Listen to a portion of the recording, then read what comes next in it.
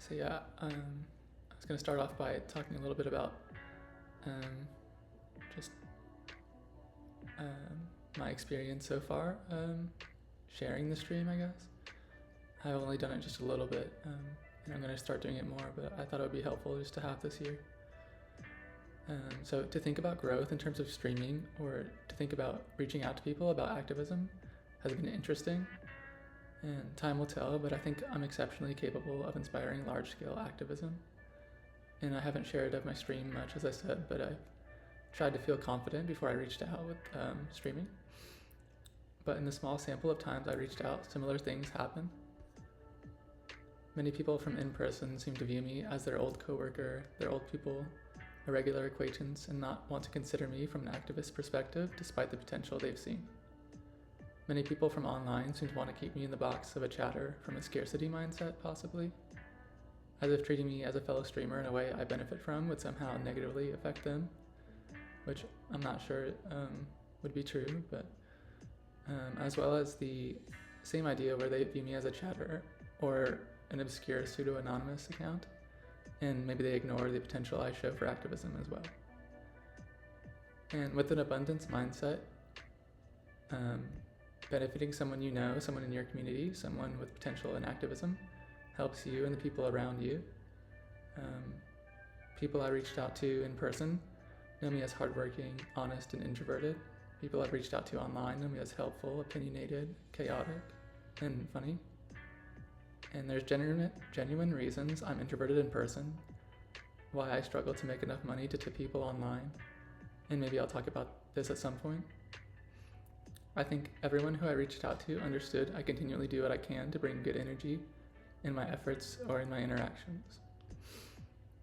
I think people I reach out to who I don't know will see enough to understand I have potential in disrupting corrupt existing systems through activism. And there are many other reasons why people quickly dismiss someone in these situations. Maybe they think about how hard streaming was at first and default to thinking I need to grind to grow if that's how they started. Maybe people feel too busy in their lives to take in what I said. Regardless of reason, when I'm reaching out, I'm offering free ways to support me, some of which take a minute or less. The potential I have for activism, I feel like it shows in how I carried myself. And if just a few people support me with the same level of support, or with the same effort I've supported them, then this could be enough momentum, I think, to allow me to work on activism full time. Or if just a few people who I reach out to who I don't know take me seriously, then I think some impressive feats of activism can be accomplished without much effort. And to kind of explain why I think that's true, I'm going to talk about a phenomenon, and there's several terms people use, but it's for near total global connectivity spreading through close relationships quickly. And so I have some screenshots. So some people who have studied this phenomenon are Karinthi, a Hungarian author who introduced the core idea of 6 degrees of separation in his 1929 short story Chains, proposing that modernity had shrunk social distance and anyone could be connected through a handful of acquaintances. Stanley Milgram, an American social psychologist who famously tested the 6 degrees theory with his small world experiment in the 1960s, empirically supporting the notion that people are linked by short chains of social ties. Milgram's studies brought the theory to mainstream attention.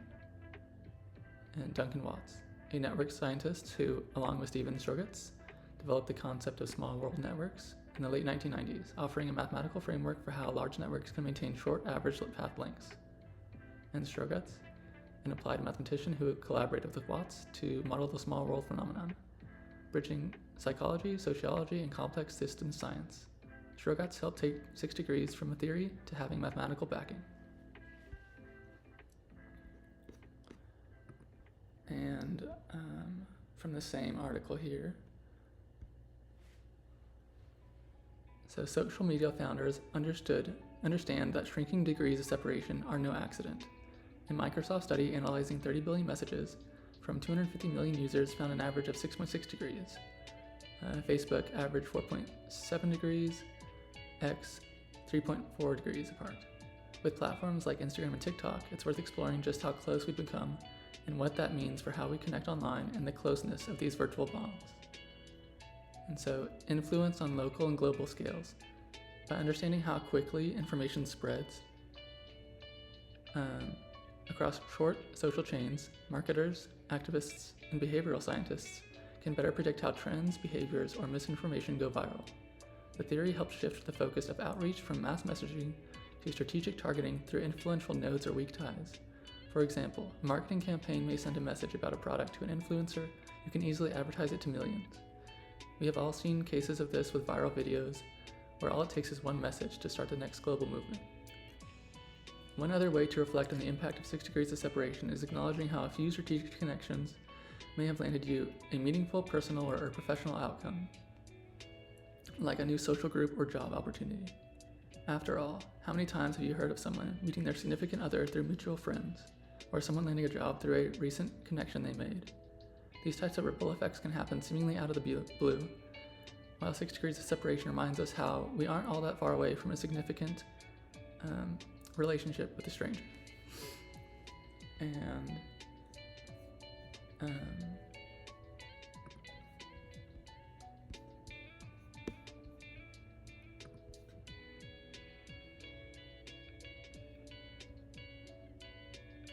what I want to specifically consider is where they say all it takes is one message to start the next global movement.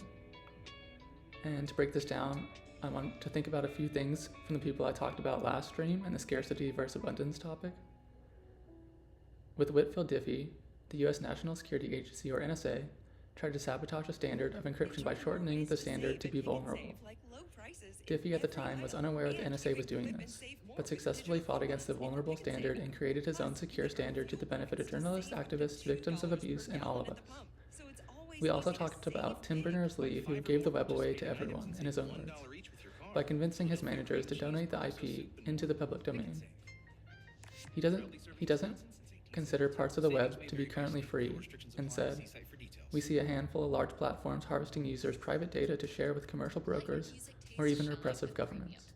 We see ubiquitous algorithms that are addictive by design and damaging to our teenagers' mental health." And that's the end of the quote.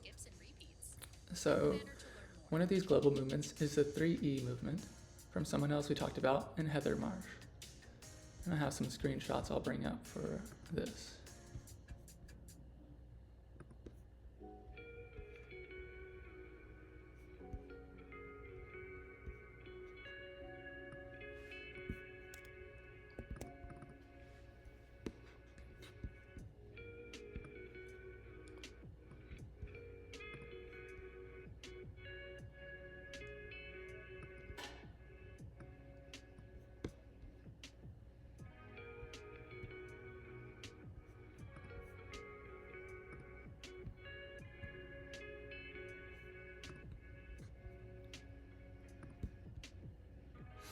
I'll just zoom in all the way and I'll read it, so even if it's blocking a little bit.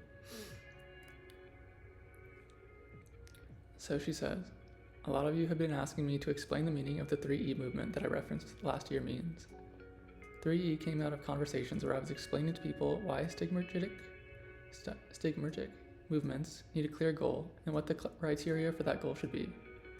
That is the part that became a book. But for 3E itself, it is my idea of what goals we ought to be working with worldwide. 3E means end impunity, end autogenocide, end oligarchy. These three are all aspects of the same problem. Establishing a dictatorship is not anyone's first crime.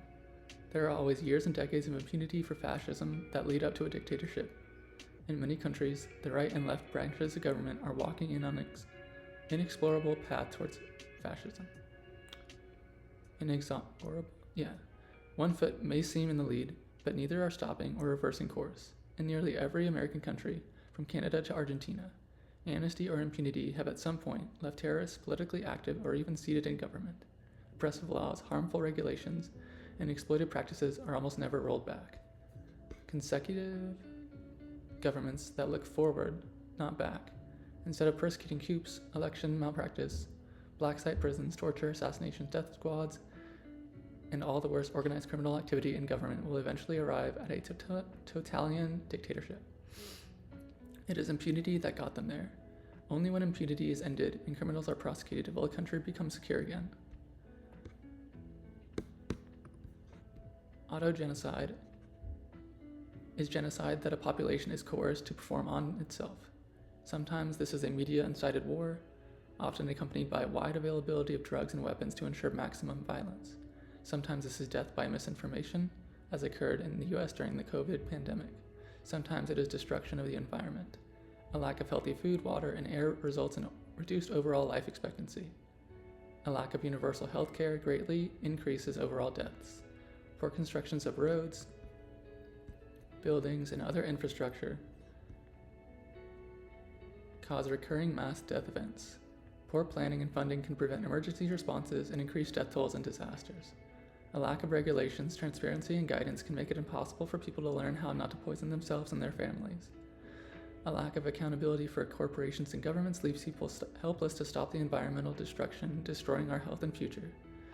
Autogenocide can also include increased autohomicide, which is suicide or other self-destructive behaviors instigated externally. Mass desperation, unemployment, poverty, illness, tragedy, crime, violence, drugs, and widely available weapons all encourage self-destruction. A very long time ago, I wrote an article called Get Healthy, Get Strong, Get Educated, and Informed, and start contributing to your own governance. Autogenocide will kill a lot of people, but it is also meant to prevent them from functioning at their true capacity. Tyranny thrives with a helpless, weakened public. We can protest an oligarch or 2 or 10, but if the system that creates oligarchs is not dismantled, they will continue appearing much faster than we can remove them. Google was once considered an edgy startup, with a cute name and a refreshing slogan, "Don't be evil." Amazon helped voices that were shut out from traditional publishing to be heard.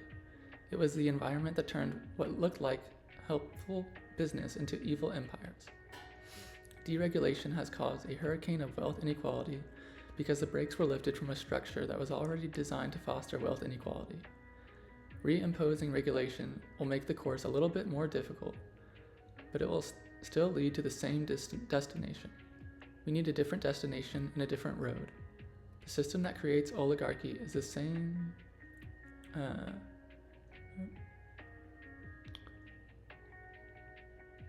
That's just weird. It's okay. Well, it's not. Okay. Is the trade economy itself. And until we are willing to start changing that, the inequality Ponzi scheme will continue. It's pretty easy to get people interested in dismantling the oligarch of the day, but dismantling oligarch itself is a much more difficult and deep-rooted problem. It is not impossible, however, and it needs to be done for a future without endless cycles of tyrants and revolutions.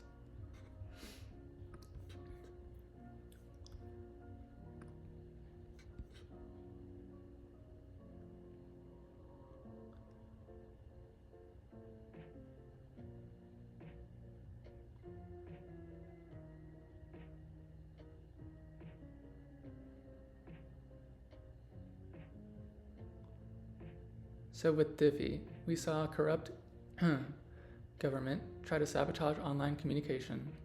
With Berners-Lee, we saw how a free internet is a constant battle. With Marsh, we see a promising global movement, 3E, alongside individuals strained by corrupt or incompetent systems everywhere we look.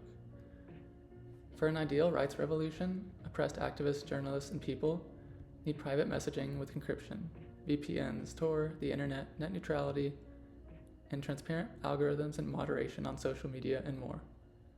Ideally, we would practice good health. We would spend on necessities as well as entities and causes which benefit us as a collective. Ideally, we would support people engaging in genuine activism or any genuinely helpful ideas. Through whistleblowing, we know the NSA has tried different ways of illegally intercepting copious amounts of communications from ordinary people, journalists, and activists. Same goes for police. Private messengers used by journalists such as Signal have been targeted by lawmakers. VPNs are currently targeted by lawmakers in the US. The internet has been repeatedly shut down in oppressive countries to where activists such as Sparta ZC have playbooks of what to do in these situations. We saw net neutrality under attack when we talked about Berners-Lee. As Marsh said, revolutionary companies turn to greed. and we've seen an oligarch buy Twitter and elevate MAGA propaganda. Estimates range from 40 to 67% of Americans living paycheck to paycheck, and people are struggling financially globally. As Berners-Lee stated, people are targeted with addiction by corporations. Despite these realities, we have the ingredients for ending impunity, autogenocide, and oligarchy. We know people in power with scarcity mindsets and hoarding tendencies will attempt to sabotage movements who try. We have seen specific sabotage playbooks of theirs, which have leaked or been published. If enough of us even slightly change how we respond to them, then I think there would be a profound and noticeable change in the success of global movements like 3E. A well-known trend in the general strike says, with 3.5% participation, movements don't fail. As for what I've done so far on stream, I would say I built a baseline. I have the feeling many people feel intimidated to improve their life through research. I also wanted to be healthy as I try full-time activism from home. So for those reasons, I did a basic follow-along health research stream. And I think that went pretty well for what I wanted to do. And we benefit from turning activism into our jobs or adding activism to our jobs. Because there is a lack of transparent moderation as well as security issues on the platform I use, I find looking into users' experiences a helpful thing to do, and this is why I reacted to posts on user voice, and I am really happy with that, and that was a lot of fun. And I'm gonna do that again and try to submit more of my own. And I don't know if I'll receive the fairly minimal amount of support I need to continue, and I think maybe starting on some of the more pressing problem-solving ideas I have is what I'll do next. Not only to show I have potential, but to share ideas I think benefit people if I share, even if I can't further the idea myself. So my parents were regularly incompetent, highly apathetic, and envious. When I overheard my grandma say my baby sister was abused, I stopped ignoring the abuse at age 16. Repeatedly standing up for her negatively affected my life far more than anything else because of how people did and didn't respond. I wouldn't change a thing, and with activism, I've been working towards being in a position to fearlessly do what I can to help on a global scale. With how things are and with what I know I'm capable of, I don't see how I can justify pursuing anything else. And the most likely result is me being gatekept by people with a scarcity mindset, or in the general ways competent activists are. Without support, I cannot do this for very long or with as much attention as is helpful. But either way, I will sacrifice everything I can for as long as I can. And then I wanted to also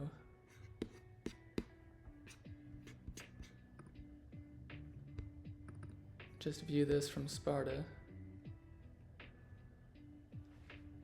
Helplessness is only a feeling, not a reality. Do what you can with what you can, live a prosperous and honest life, and don't associate with tyrants. Work hard, seek joy, and do not despair, nor allow fear into your heart for that which you cannot control. And so, yeah, I mean, I wasn't planning on covering this one just because it's kind of generic, like a lot of people could say this, but it was what I was feeling at this current time. And really, Sparta ZC and Heather Marsh are people who have been doing just so much more than maybe I could ever hope to do. And they definitely they definitely deserve more support than they are getting.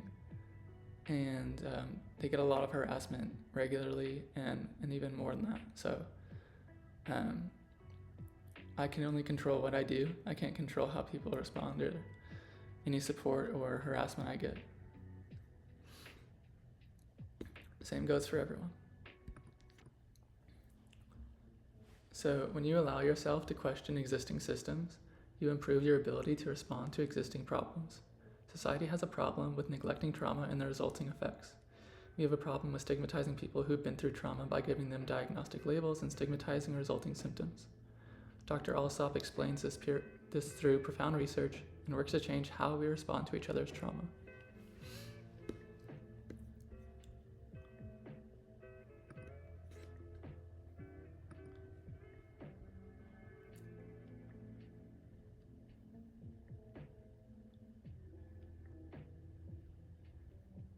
And so they concluded that specifically psychiatric diagnoses are scientifically worthless, as tools to identify discrete mental health disorders. And I guess I'll just pause that just for a second. So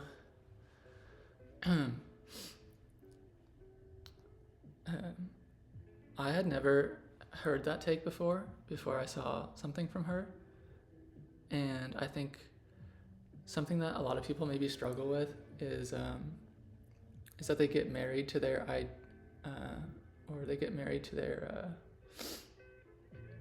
existing thoughts on how the world works, their worldview.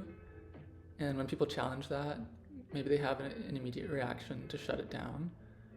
And so I think when we're talking about this, it's not all diagnoses, but some specific ones. And I think there's a lot of obvious stigmas that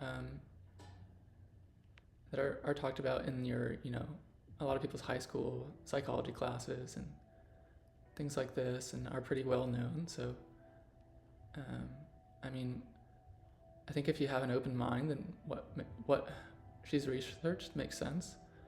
And I think that's the thing with research, is that sometimes it's really surprising, and sometimes it goes against what everybody else has said. And in those instances, it's difficult maybe, but it's really helpful to put yourself in a position to just change your worldview. Because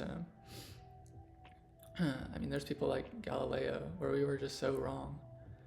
And I think maybe people think that if they were back in that time, that they would just believe Galileo if he showed the truth. But I think sometimes people do get so married to the way they think and the way they're taught, that if someone challenges this,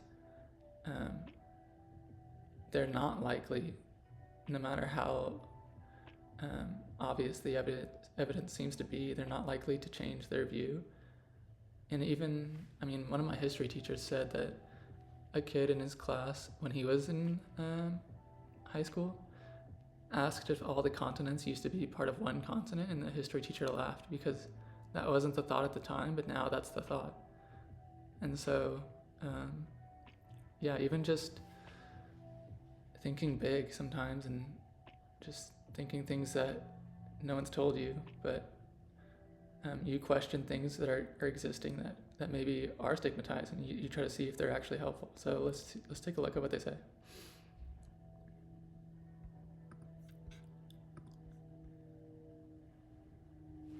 Okay, University of Liverpool, 5 chapters, Diagnostic and Statistical Manual. So it was on schizophrenia, bipolar disorder, depressive disorders, anxiety disorders, and trauma-related disorders.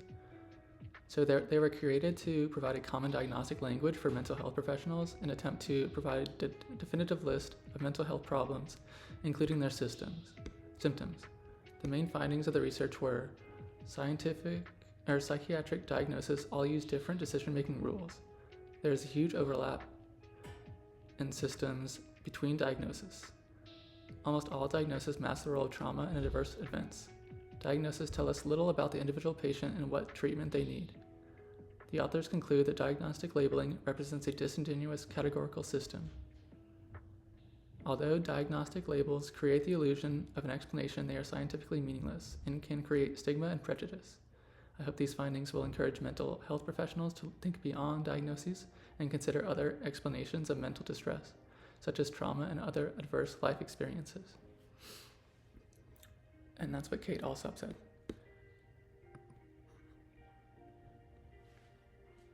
And then Professor Kinderman, also Liverpool. This study provides yet more evidence that the biomedical diagnostic approach in psychiatry is not fit for purpose. Diagnoses frequently and uncritically reported as real illnesses are in fact made on the basis of internally inconsistent, confused, and contradictory patterns of largely arbitrary criteria.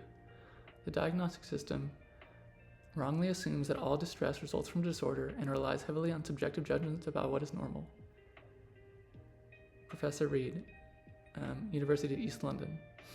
Perhaps it is time we stop pretending that medical sounding labels contribute anything to our understanding of the complex causes of human distress or of what kind of help we need when distressed. Talking about trauma related disorders.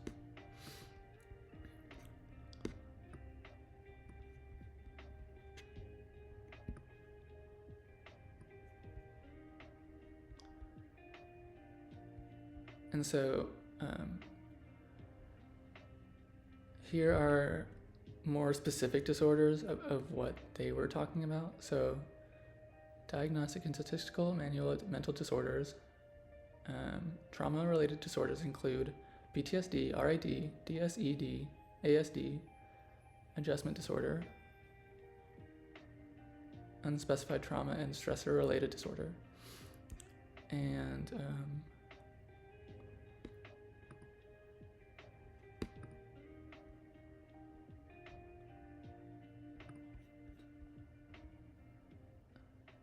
And so here are the different types of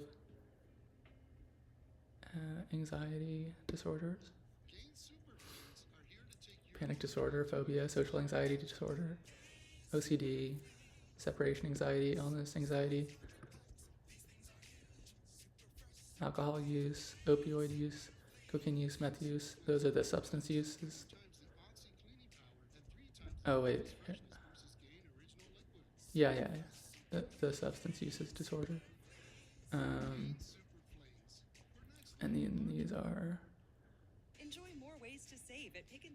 personality disorders, paranoid personality disorder, schizoid personality disorder, schizotypal personality disorder, antisocial personality disorder, borderline personality disorder, histrionic personality disorder, narcissistic personality disorder.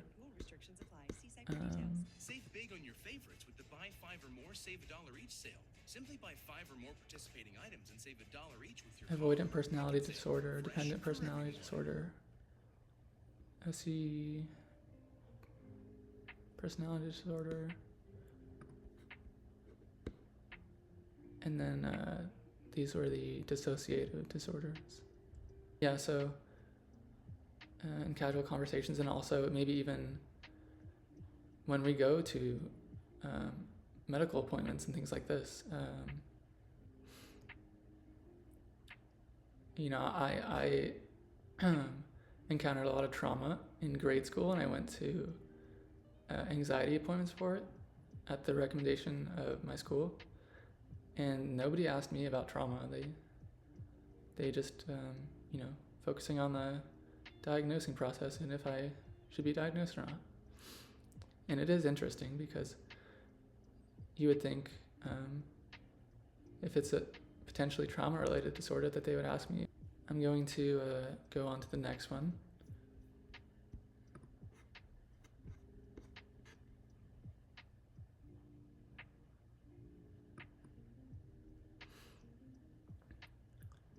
Which is Bobby Seale.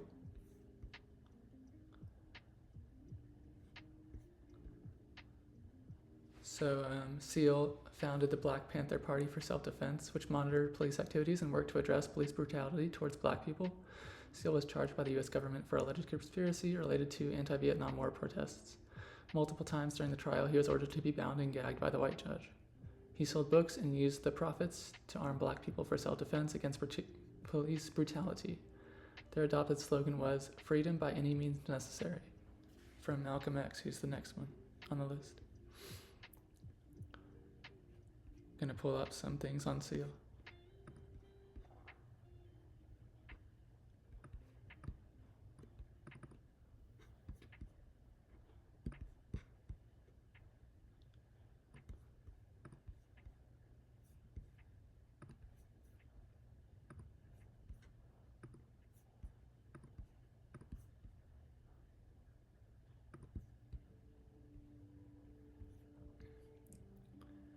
All right.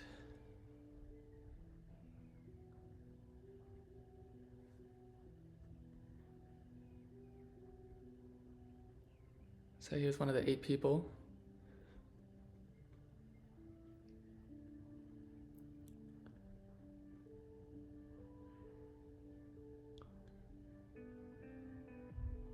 And the judge was highly controversial.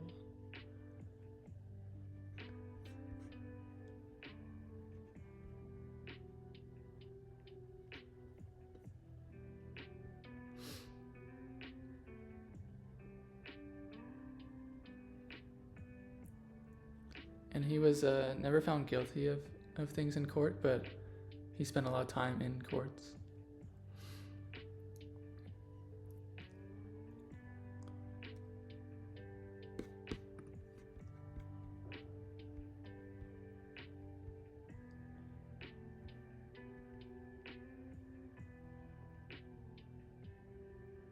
And then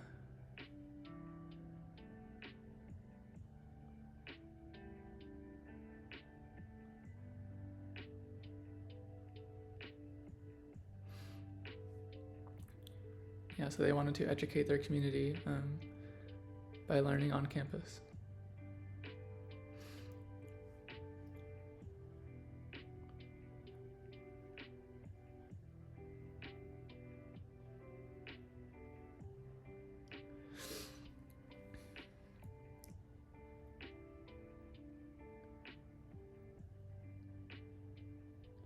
Yeah, so to resist racism and classism.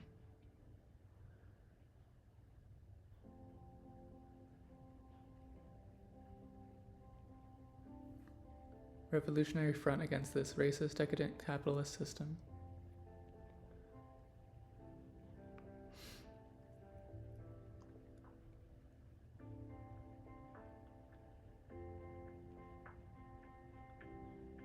So they made some guidelines of ideals and ways of operation. Yeah, so he was also, there's a pattern of activists who were surveilled by the FBI or spied on, all the way back to the Crazy Horse we were talking about.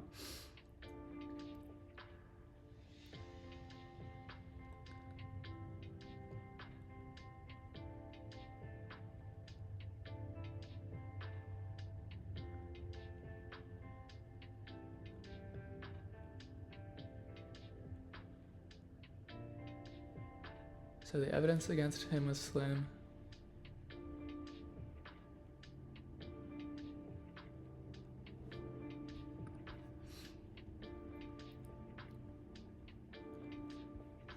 So there were the 10-point list there. We want freedom, we want power to determine the destiny of our Black community. We want full employment for our people. We want an end to the robbery by the capitalists of our Black community. We want decent housing fit for the shelter of human beings. We want education for our people that exposes the true nature of this decadent American society. We want education that teaches us our true history and our role in the present-day society. We want all Black men to be exempt from military service. We want an immediate end to police brutality and murder of Black people. We want freedom from all Black men held in federal, state, county, and city prisons and jails. We want all Black people, when brought to trial, to be tried in a court by a jury of their peer group or peer from their Black communities, as defined by the Constitution of the United States. We want land, bread, housing, education, clothing, justice, and peace. And so this was something that we talked about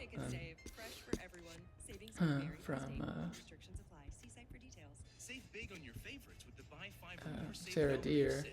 Simply buy five who or more participating items and save $1 each with spent a lot of time and save. Fresh making for it everyone. possible for the Native Americans to have jurisdiction of their cases where the defendant is a non-Native American on tribal land who is thought to have committed something, because they seem to be getting away with a lot of things on Native American land, people who aren't Native American. And so, yeah, I'm going to take a break shortly. Eye problems or muscle weakness can be signs of a life-threatening condition. Patients with these conditions before injection are at highest risk. Side effects may include allergic reactions, neck and injection site pain, fatigue, and headache. Allergic reactions can include rash, welts, asthma symptoms, and dizziness. Don't receive Botox if there's a skin infection. Tell your doctor your medical history, muscle or nerve conditions, including ALS, Lou Gehrig's disease, myasthenia gravis, or Lambert-Eaton. And what's interesting about this, and we talked about it from Callie House, and who was fighting for reparations, is just that, you know, there's just a lot of intense pressure onto these individuals, and there's not a lot of admittance that what they're arguing for is reasonable.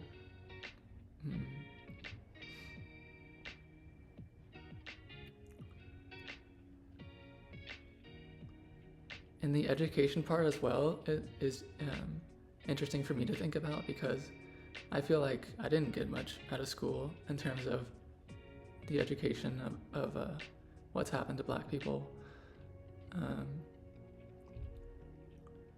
I don't think it would have been hard to include some things that weren't included, but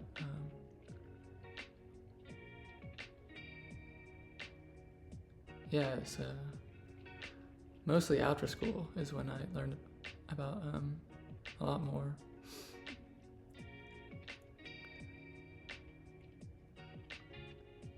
And yeah, I mean, the police brutality, statistically, it's still going strong in this racist way today.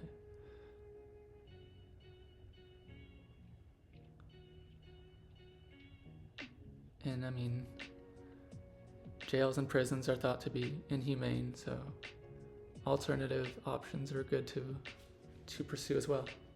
So next one, as I said, was Malcolm X. As a child, his family received death threats from a white supremacist group, and they relocated twice. Their house was burned down, and his dad was found dead 2 years later. Known for not wanting Black people to integrate with white people, he would later change his philosophy to encourage voting and violence as a last resort for equality. Some believe his death and previous family trauma was the result of white supremacist schemes. He met with and supported foreign oppressed people such as Palestinians. I'm gonna pull up some things from him.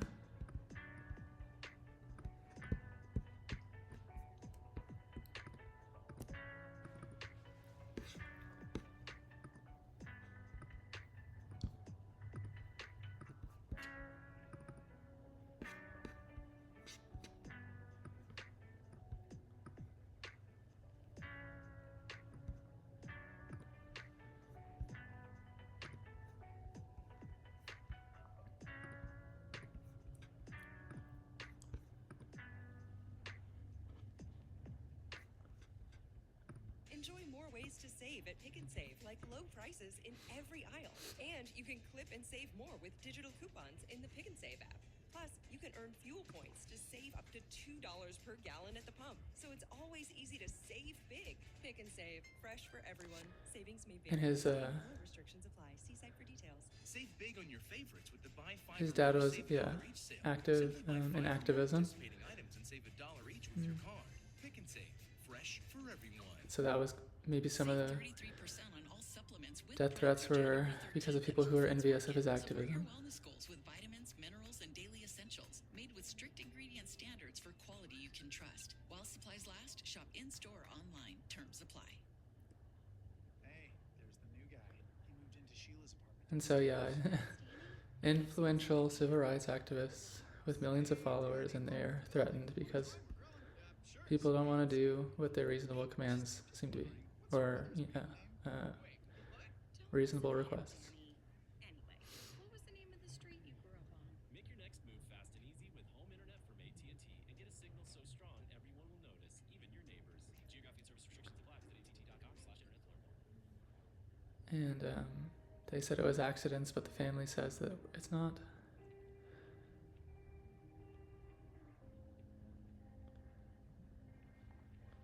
So that's a lot of trauma for him to experience when he was very young. And yeah, it spent quite a bit of time. This is 10 years in prison.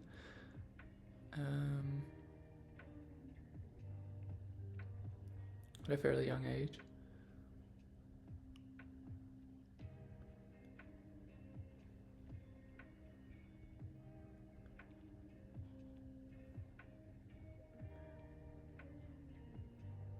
So I think what I read is that initially he had some doubts about this, like in separating from white people, but once he was just considering it more, I guess he had a lot of negative interactions with white people.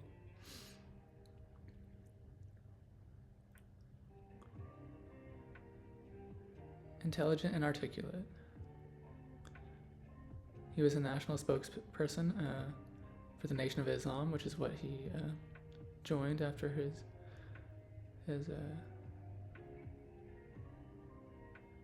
brother suggested it. So, the crowds and controversy surrounding Malcolm made him a media magnet. A week-long television special with Mike Wallace.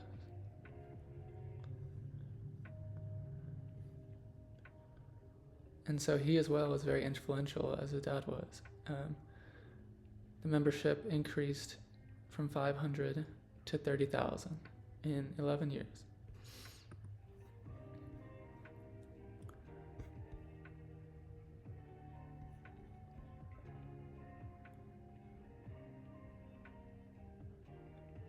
And so he was preaching separatism, but then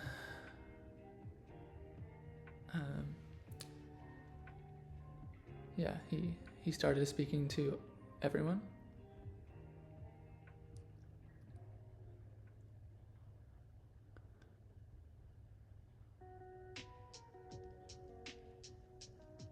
And so this is a little bit as well, I mean, I wouldn't doubt if it was true, but it's contested.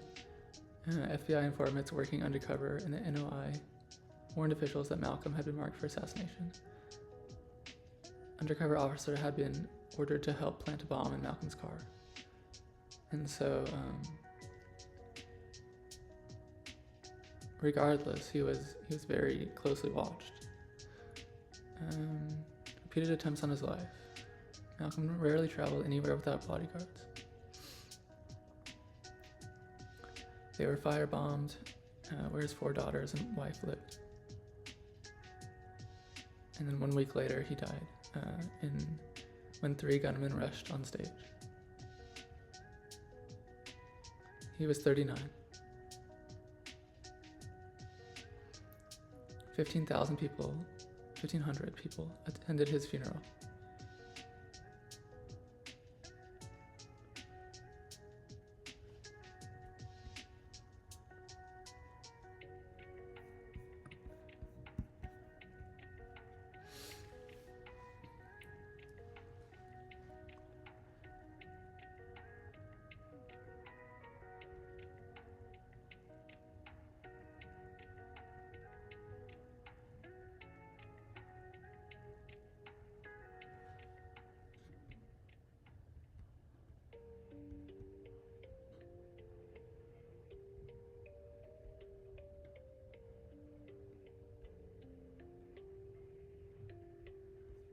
Okay.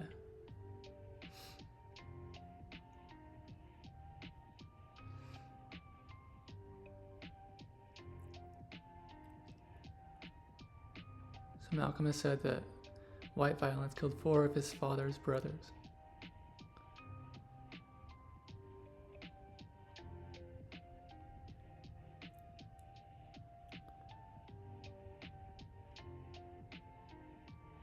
And yeah, I mean, yeah, I wouldn't be surprised if everything they said happened. Their family.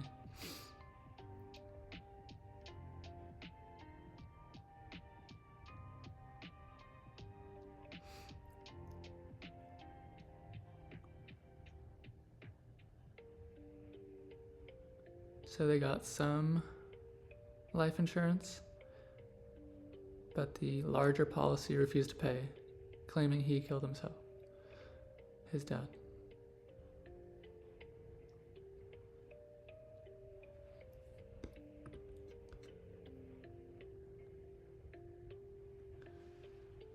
So something that kind of stood out to me when I was looking at this is a white teacher told him that practicing law was no realistic goal for, I can't even say what he said, and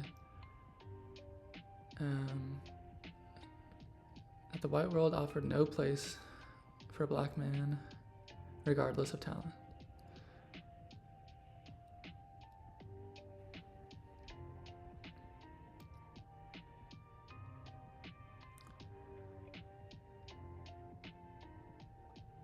And so, yeah, just something I think about is that, I mean, as we'll see more, he just seems to have such a willingness to learn and to contribute.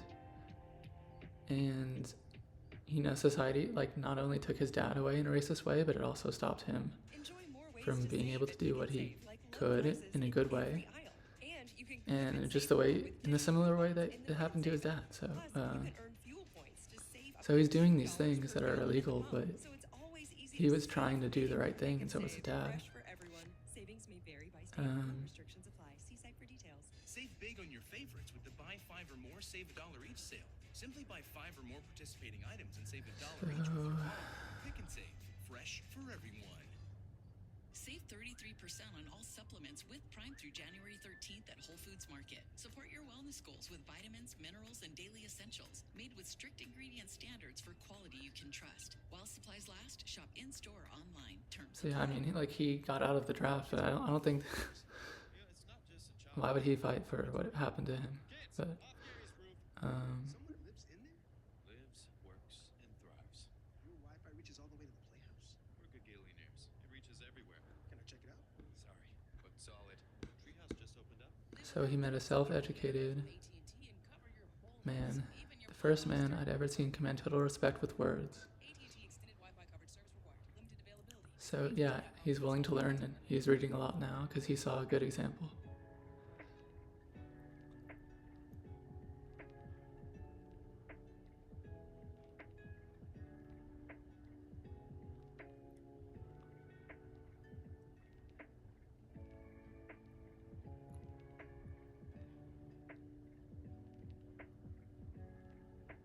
So yeah, again, the FBI had a file, and then they started watching.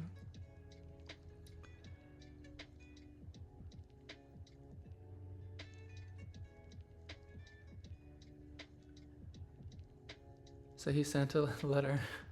It says, FBI opened a file on Malcolm after he wrote a letter to President Harry S. Truman expressing opposition to the Korean War and declaring himself a communist. So yeah, I don't know what was worse to them, but his opposition to a war sounds pretty good.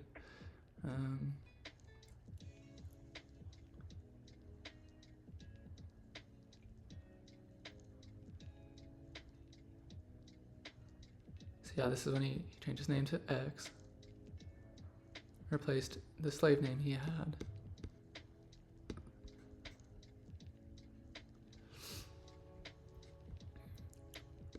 So this is an interesting and a cool story too. So one of the Nation of Islam members, fellow Nation of Islam member, was beaten by two NYPD officers. So a couple of bystanders saw him beating a man with nightsticks.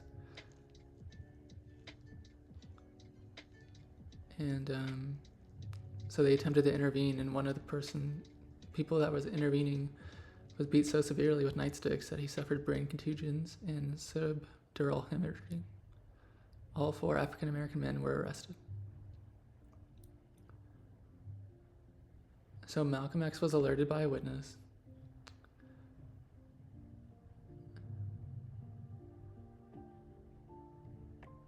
So it was originally a small group of people, and then they denied that any Muslims were being held, but then the crowd grew to about 500.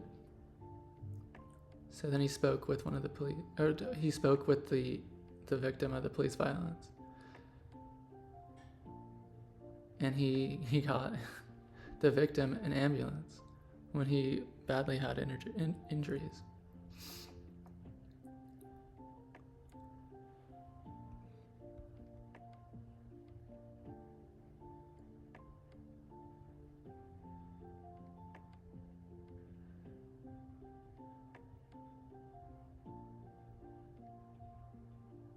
So they wouldn't let him back to the hospital after he went back to the jail as Malcolm X wanted. And he thought, Malcolm X thought that it was useless, so everyone went home. And one police officer told the New York Amsterdam News, no one man should have that much power.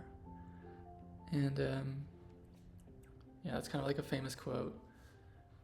And the way I think about it as well is It's really just no one man should have that much compassion, because it was just a compassionate thing to do. He wasn't involved. He used power and numbers to get someone who badly needed medical care. And an officer who probably beat someone just because they were black, just because they like spoke up in a compassionate way, was offended that someone had that much compassion and was that influential in their compassion. And it's just interesting because I feel like that can't age well, that whoever that officer was, he had to be either depressed or just completely ignorant and just always try to block out those memories.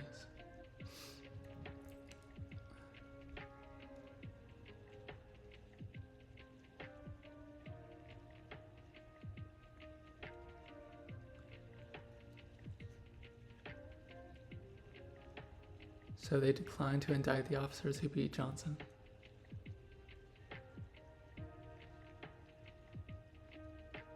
So within a month of that happening, the NYPD arranged to keep Malcolm X under surveillance.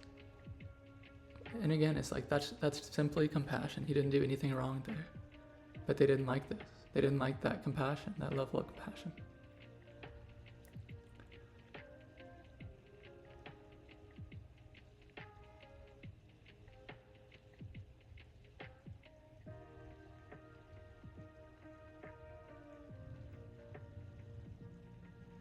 And so it wanted more information on him even beyond that.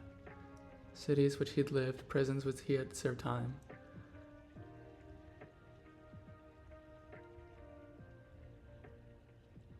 Soon, police department assigned undercover officers to infiltrate the Nation of Islam.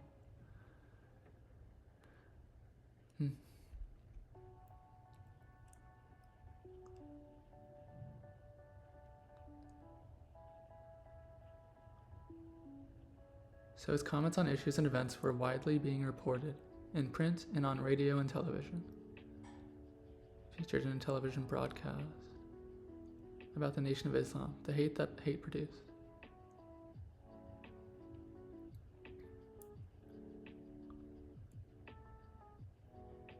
Malcolm was invited into the official functions of several African nations.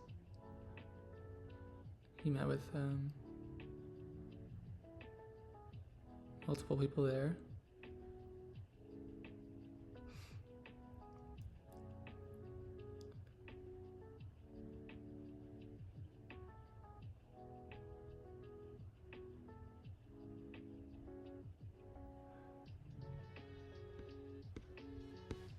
Okay.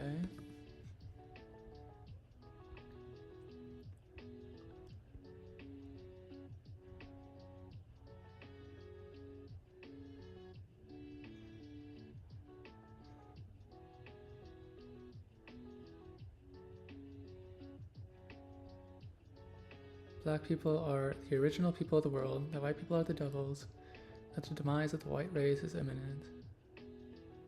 Those who don't understand biblical prophecy wrongly label him as a racist and as a hate teacher, or as being anti-white, or as teaching black supremacy, according to Louis Lomax.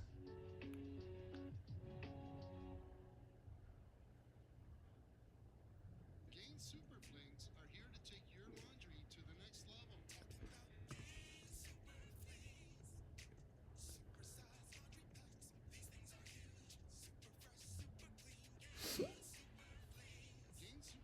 So in 1962, two LAPD officers unprovoked shoved and beat several Muslims outside Temple 27. A large group of angry Muslims emerged from the mosque, and the officers attempted to intimidate them. Enjoy more ways to save at Pick and Save, like low prices. One in officer was every disarmed. His aisle. partner And was you can shot clip in and the save elbow more with by a digital third coupons officer. in the Pick and Save app. More than Plus, 70 you can earn backup fuel officers points to arrived, save who then up to raided the $2 mosque and per randomly gallon beat in Nation of pump. Islam So it's members. always easy to save Police big. officers Pick and shot Save, 7 fresh for Muslims, everyone. including William Savings X. may Rogers, vary by who was state. hit in the back and paralyzed for See life. site for details. Save big A with your Korean War favorites with veteran Buy as 5 well or More, Save a was Dollar shot from each sale. behind while Simply raising buy his 5 hands or over more his head to participating surrender, items killing and him. save $1 each with your card. Pick and Save, fresh for everyone. No charges were laid against police in that incident.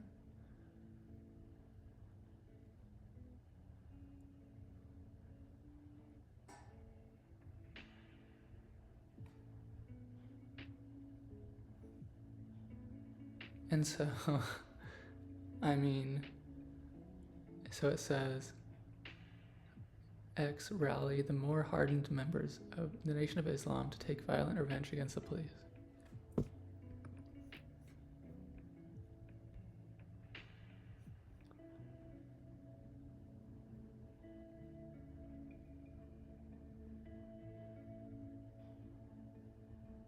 So he eventually did meet with MLK Jr., even though he criticized him previously fairly harshly.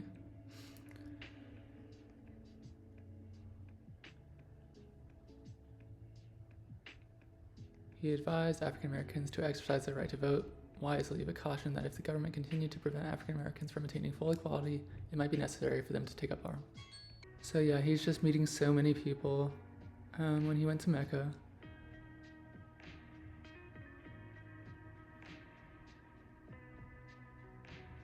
Slavery in Saudi Arabia had been abolished 2 years before his visit.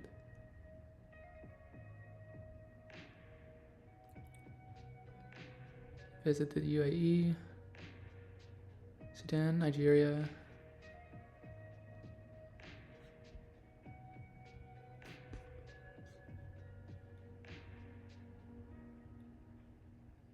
Later to a refugee camp in Gaza, a local hospital, and dined with religious leaders. Palestinian poet Harun Rashid met him. So, recounting a massacre he narrowly avoided. So he saw conditions in refugee camps firsthand.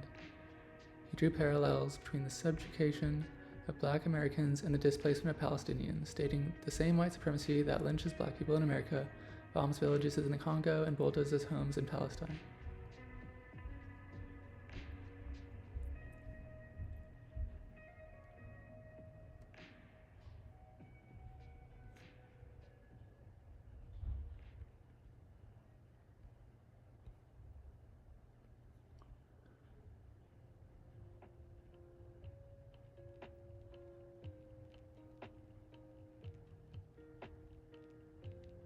He said Zionism was essentially a colonial and imperialist project. Present occupation of Arab Palestine has no intelligent or legal basis in history.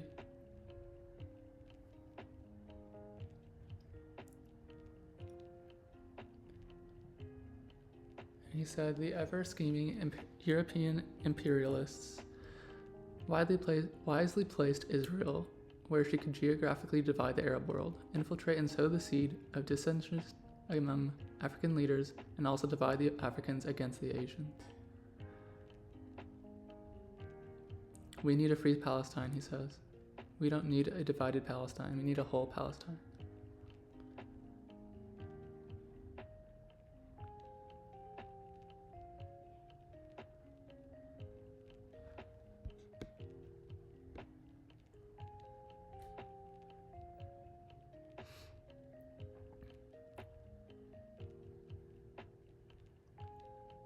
He wanted to bring complaints against the United Nations before the United Nations. Emerging nations of the world would add their support.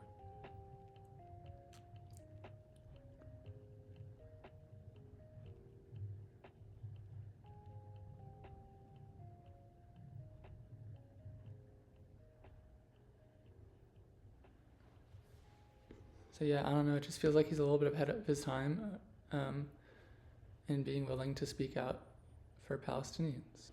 Let's do the last one that I have so far, Carla Conejo. So,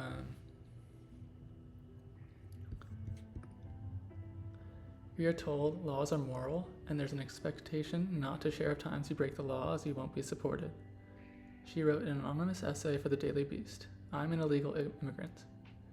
Through personal interviews with fellow undocumented immigrants, she wrote her first book, The Undocumented Americans. She chose to focus on stories from immigrants who don't have flashy titles or achievements to ensure everyone had a voice and was humanized.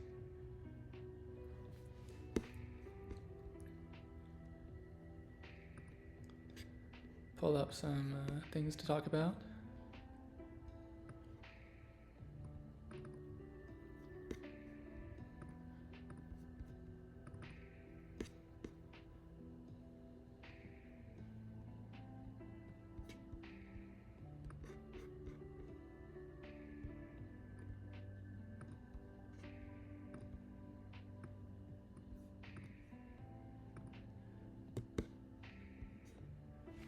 Okay. She was 18 months old. Her parents left her behind when they immigrated to the U.S. She was 4 or 5. Her parents brought her to the U.S.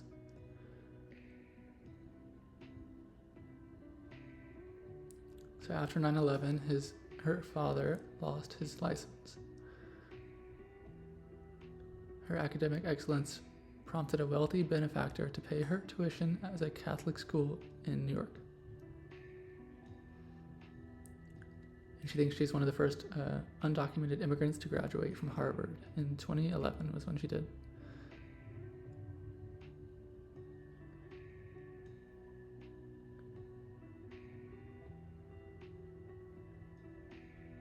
So she had offers from Stanford and UPenn, but they pulled them.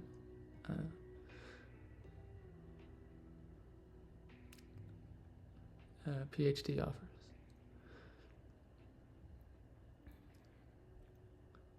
When they learned that she was undocumented.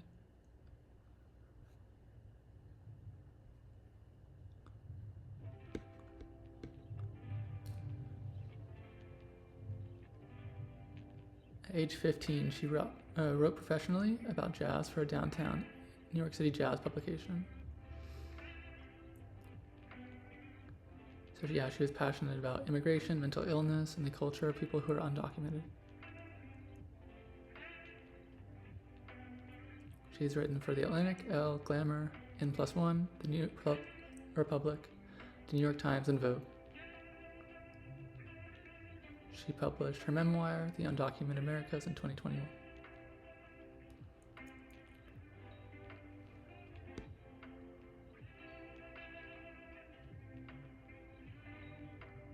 And so, yeah, she didn't want to write a memoir. She wanted to write about other people who are undocumented, which is really cool.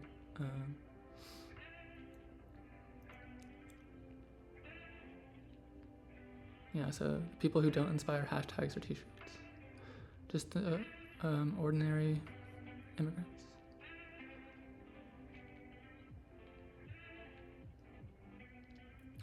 So, this is definitely an abundance mindset because a lot of people who are undocumented, it's really difficult just to even be here. But she took risks with her maybe privileged path. As far as getting into like really good schools, like she had some help.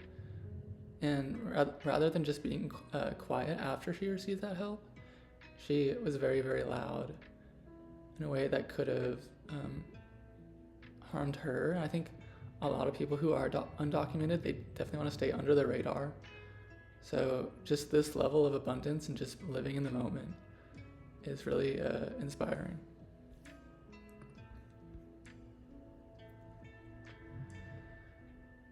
So she shared a lot about people who are undocumented who helped with Ground Zero because it was really risky, and there was a lot of them who helped.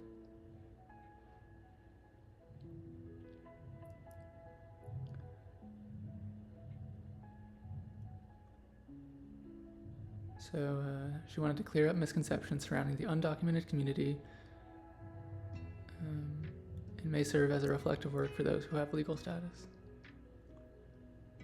So she established personal connections rather than using stories.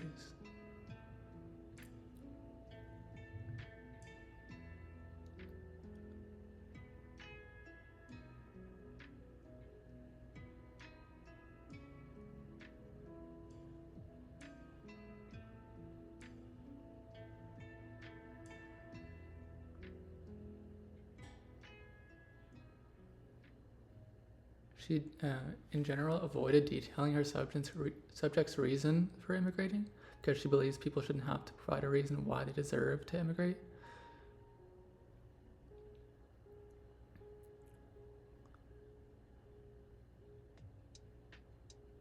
So yeah, she slowly built trust with people who were undocumented so they would share their stories in a relatively safe way and a helpful way.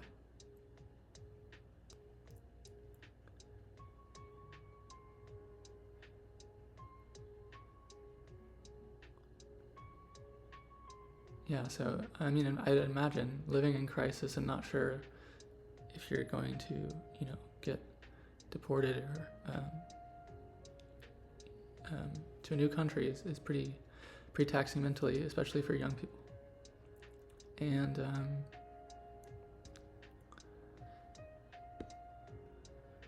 yeah.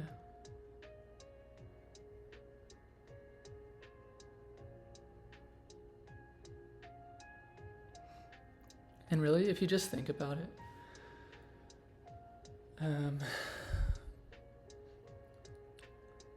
the subject of borders is really interesting, and a lot of people have immigrated from places where it's less dangerous and there's a lot going on. And so, yeah, it's like, why can't people leave dangerous countries for less dangerous ones? And why is that process so difficult sometimes?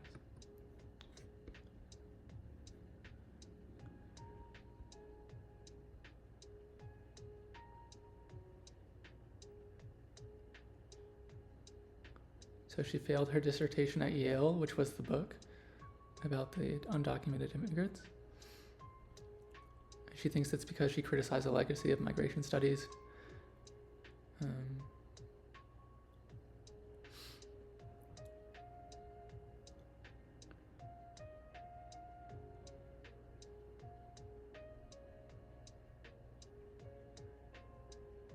So there were a lot of people who were undocumented who did unpaid volunteering for Hurricane Sandy victims.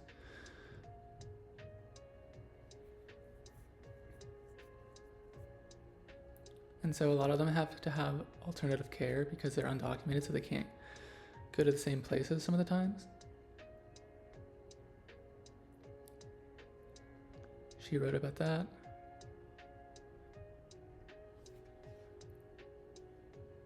And yeah, I guess some of the children aren't interested in higher education, and that was sad for her to see.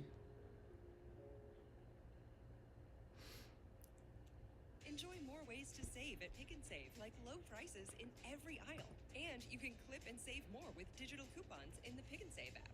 Plus, you can earn fuel points to save up to $2 per gallon at the pump. So it's always easy to save big. Pick and Save. So she's legal immigrant now. Fuel restrictions apply. See site for details. Save big on your favorites with the buy 5 or more save $1. So yeah, she uses her platform to highlight the complexities and human aspects of immigration, challenging stereotypes and bringing to light the stories of those marginalized in society. And even a lot of people who are documented, and maybe they have green cards, maybe they are on work visas, they don't want to even criticize the what's happening. And I think, a lot of people who have even posted on like Charlie Kirk and how they're not exactly sad about what happened. And there were some people on visas who were deported after that. And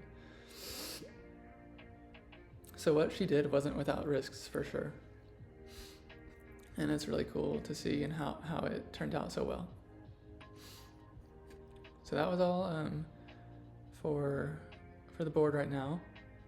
But I mean, in general, I just think it's really healthy to look at people who are inspiring, because then you start making connections and learning from the past in the way that changes what you're working on now and what you're hoping to do in the future. And some of these people here work with lawyers. I think it was, let's see here, who is it? Rebecca Heller and George Biddy.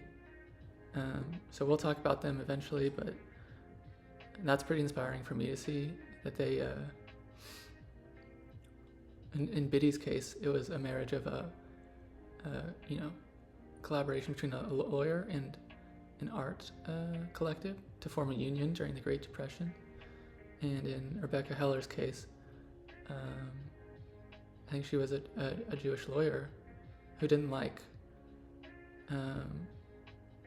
how hard of a time the people in the Middle East were having at the hands of a very aggressive Israel government. So she was critical of her own government and she mobilized lawyers, and she formed a group to help victims of her government come to the U.S. Legally. So yeah, I think I'm learning from a lot of these people in a way it's really just invaluable. And so if that helps me, I'm sure it helps somebody else who maybe doesn't know about them. And yeah, I mean,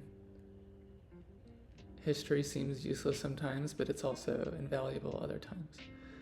And I mean, I think with how things are going, with corruption in general, just collaboration, cooperation, stigmergy, whatever you want to use. I think stigmergy is a good word from Heather Marsh.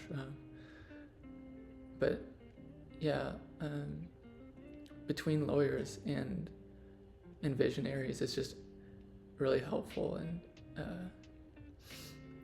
there are a lot of ways to go about activism, but I think sometimes at least having the input of lawyers is going to be helpful in getting things off the ground. But so that was that. So yeah, I'm trying to make affiliates. So if you enjoyed, or if you want to help, then I need about 20 more followers on Twitch, and then 2 more average viewers per stream for a couple of streams. So watching, sharing, and recommending my stream go a long way and are greatly appreciated. So see you next time.